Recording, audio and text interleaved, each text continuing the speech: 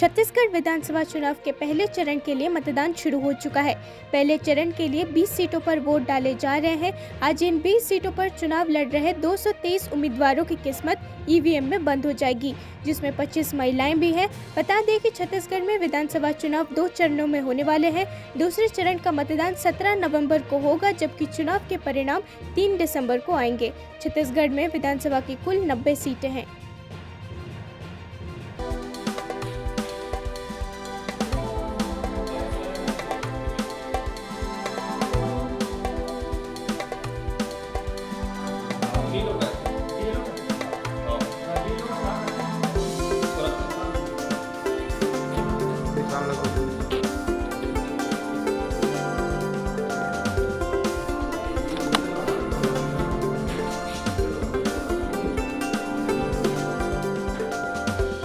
पूरे प्रदेश के लगभग 20 विधानसभा में लोकतंत्र का महापर्व चल रहा है और लगातार सुबह से ये संख्या जो आई हुई है वो इस बात को साबित करता है कि छत्तीसगढ़ पे कांग्रेस की सरकार को यहाँ से हटाए और विकास की गंगा बहाए। जिस उद्देश्य के साथ में छत्तीसगढ़ को बनाया गया था उन उद्देश्यों की पूर्ति नहीं हो पा रही है। कांग्रेस ने लगातार मिजोरम में आज विधानसभा चुनावों के मतदान है। सभी 40 सीटों पर खड़े 174 उम्मीदवार अपना भाग्य आजमा रहे हैं, जिसमें 16 महिलाएं भी हैं। राज्य में 8 लाख से अधिक मतदाता अपने अधिकार का प्रयोग करेंगे। मिजोरम के अतिरिक्त मुख्य निर्वाचन अधिकारी एच लियांजला ने बताया कि मतदान शांतिपूर्ण चल रहा है और अभी तक कानून एवं व्यवस्था की स्थिति में कोई दिक्कत नहीं है।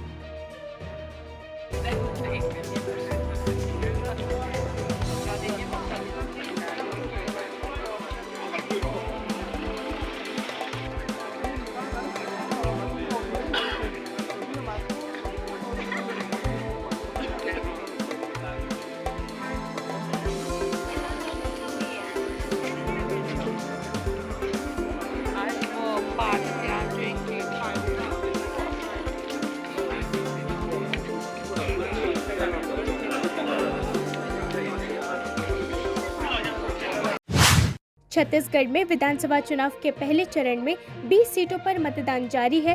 कड़ी सुरक्षा के बीच नक्सल प्रभावित बस्तर में सुबह से ही बूथों पर लंबी कतार है। वहीं 23 साल बाद सुकमा के कारीगुंडम इलाके में मतदान हो रहा है, जबकि बस्तर जिला के सुदूर अंचल में स्थित संवेदनशील मतदान केंद्र कलेपाल पर ग्रामीण मतदाता पहली बार मताधिकार कर रहे हैं। हालांकि नक्सल प्रभावित सुकमा में नक्सलियों ने सुबह आईईडी धमाका करके खौफ पैदा करने की कोशिश जरूर की, लेकिन बुलेट पर बैलेट भारी पड़ता दिख रहा है।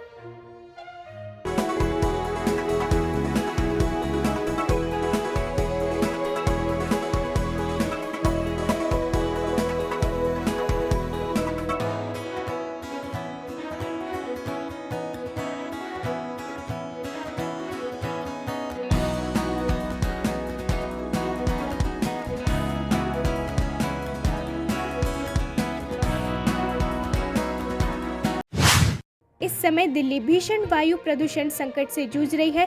राष्ट्रीय राजधानी की हवा गंभीर रूप से प्रदूषित रही और वायु गुणवत्ता सूचकांक AQI अभी भी गंभीर श्रेणी में है। शहर में समग्र AQI 488 दर्ज किया गया।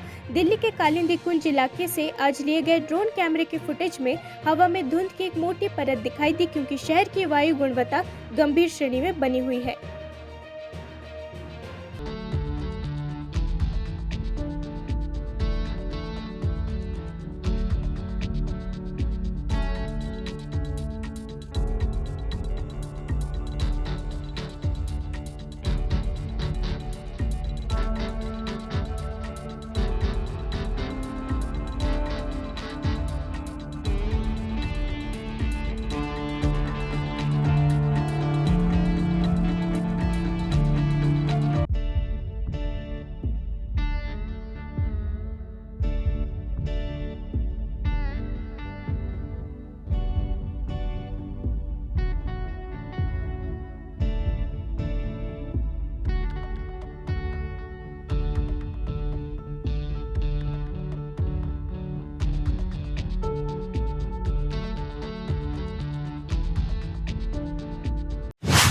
छत्तीसगढ़ के पूर्व मुख्यमंत्री और भारतीय जनता पार्टी नेता रमन सिंह ने विधानसभा चुनाव के लिए वोट डालने से पहले अपने आवास पर पूजा अर्चना की। राज्य की 20 सीटों वाले छत्तीसगढ़ विधानसभा चुनाव के पहले चरण का मतदान आज शुरू हुआ। 20 सीटों के लिए 223 उम्मीदवार मैदान में हैं। छत्तीसगढ़ में 2 चरणों में चुनाव हो रहा है। दूसरा चरण 17 नवंबर को होना है। कम से कम 14 सीट पर जीतकर प्रथम चरण में आ रही है। कितनी चुनौती होगी, क्योंकि पिछले बार अच्छा परफॉर्मेंस नहीं था फर्स्ट फेज। फेज 1 भी तगड़ा रहेगा, अच्छा रहेगा, फेज 2 भी अच्छा रहेगा और भारतीय जनता पार्टी पूर्ण बहुमत से सरकार बनाएगी। छत्तीसगढ़ की जनता के अंदर छत्तीसगढ़ में जबरदस्त अंडर करंट है।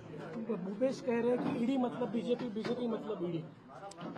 अब भूपेश को डर ईडी का इसलिए है कि अपराध किया है। यदि आपने भ्रष्टाचार नहीं किया है तो फिर क्यों डरना। कौन सीएम बनेगा बीजेपी की अगर सरकार बनेगी? विधायक दल तय करेगा। मध्य प्रदेश में नई विधानसभा के गठन के लिए आज से ठीक 10वें दिन चुनाव होने हैं। प्रदेश में 17 नवंबर को वोटिंग होनी है, लेकिन उससे पहले तीखी आलोचनाओं का दौर जारी है। प्रदेश के मुख्यमंत्री शिवराज सिंह ने राज्य की प्रमुख विपक्षी पार्टी कांग्रेस पर जमकर निशाना साधा। अपने एक बयान में उन्होंने कहा कि राहुल और प्रियंका गांधी लगातार झूठ बोलते चले आ रहे हैं। वो अपनी नाकामियां दूसरे राज्यों की सरकारों पर डालने का काम करते हैं। प्रियंका जी और राहुल जी, ये दोनों भाई और बहन लगातार झूठ बोलते हैं और इस कदर झूठ बोलते हैं कि कांग्रेस शासित राज्यों की नाकामियां, घपले और घोटाले वो दूसरे राज्यों की सरकारों पर मढ़ देते हैं। ये गांधी परिवार किस मुंह से भ्रष्टाचार की बात करता है? 2G घोटाला, 3G घोटाला, 4G घोटाला, जीजाजी घोटाला कौन ने किया? क्या दुनिया नहीं जानती? जो लोग बेल पे चल रहे हैं, जमानत पर चल रहे हैं, वो भ्रष्टाचार के आरोप किस मुंह से लगा रहे हैं? आकंठ जहां जहां सरकारें कांग्रेस की है भ्रष्टाचार में डूबी हुई है। अभी छत्तीसगढ़ में एक आरोप लगा सट्टे का, सट्टेबाज आरोप लगा रहे हैं वहां की सरकार के खिलाफ, नाम लेके आरोप लगा रहे हैं। प्रियंका जी, आपको वो याद नहीं आता? आप बलात्कार राजस्थान में होते हैं और मध्य प्रदेश के नाम मढ़ देती हो। आपको तनिक भी शर्म नहीं आती? प्रियंका जी, जब 15 महीने का शासन कांग्रेस का था यहां, तब कितने घपले और घोटाले और कितना भ्रष्टाचार हुआ? क्या आप भूल गई कि जब दिग्विजय सिंह मुख्यमंत्री थे तो बंटाढार। मिजोरम के मुख्यमंत्री और मिजो नेशनल फ्रंट के अध्यक्ष जोरामथंगा ने आइजोल उत्तर द्वितीय विधानसभा क्षेत्र के अंतर्गत एक मतदान केंद्र पर अपना वोट डाला। मशीन में तकनीकी खराबी के कारण मुख्यमंत्री सुबह मतदान नहीं कर सके। कुल 174 उम्मीदवार मैदान में है। मिजोरम में कुल मतदाताओं की संख्या 8,51,895 है।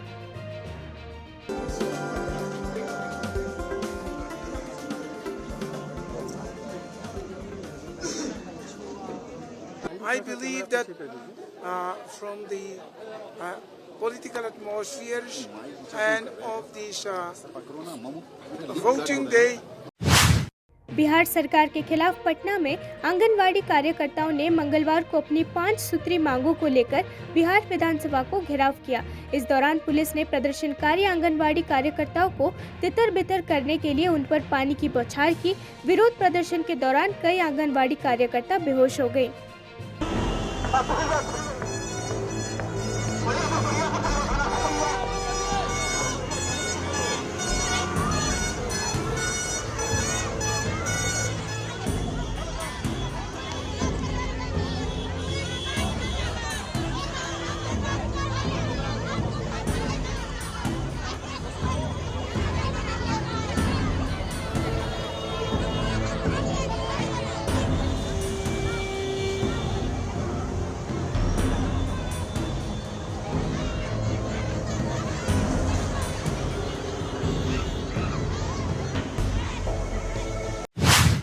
छत्तीसगढ़ में मंगलवार को पहले चरण की 20 सीटों पर मतदान हो रहे हैं। लोकतंत्र के इस महापर्व में आम जनता के साथ साथ तमाम पार्टियों के प्रत्याशी भी अपनी आहुति डाल रहे हैं। इसी बीच प्रदेश के मुख्यमंत्री भूपेश बघेल ने भी आम जनता को मतदान करने की अपील की है। सीएम भूपेश बघेल ने कहा, आज प्रथम चरण का मतदान है। सबसे अपील है कि अपनी सरकार चुनने के लिए मतदान अवश्य करें। सीएम भूपेश बघेल ने कहा कि आम जनता के लिए कांग्रेस हमेशा खड़ी रही है। कांग्रेस के कामों से नक्सलवाद पीछे हट गए हैं। इस समय जो नक्सल प्रभावित क्षेत्र है वो अंदरूनी क्षेत्र है, वहाँ ज्यादा से ज्यादा मतदान होने की संभावना है। नक्सली घटनाओं को लेकर सीएम बघेल ने कहा कि पहले बड़ी घटनाएं होती थी, अब कुछ ही नक्सली घटनाएं हो रही हैं। प्रथम चरण का मतदान आज है। सभी मतदाता भाइयों और बहनों से मैं विनम्र अपील करता हूं कि मतदान अवश्य करें। धान कटाई का सीजन है, फिर भी इस महायज्ञ में आपकी भागीदारी बहुत ही आवश्यक है और अपनी सरकार चुनने के लिए मतदान अवश्य करिए। सर, आपको क्या लगता है किन मुद्दों को देखकर जनता आज वोट डालने रही है? कांग्रेस ने आपसे वादा किया है कि फिर से कर्ज माफ़ी करेंगे।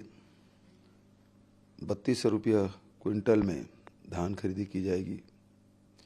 6000 प्रति मानक बोरा के दर से तेंदुपत्ता और 4000 वार्षिक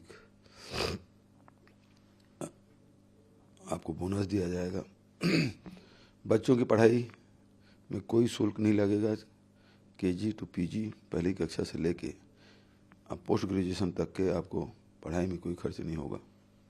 उसी प्रकार से 35 किलो राशन सभी परिवार को मिलेगा, चाहे एपीएल हो बीपीएल हो। 500 रुपया गैस सिलेंडर जितने भी जिसके पास भी गैस कनेक्शन है, चाहे उज्ज्वला हो या दूसरे, सबको उसका लाभ मिलेगा।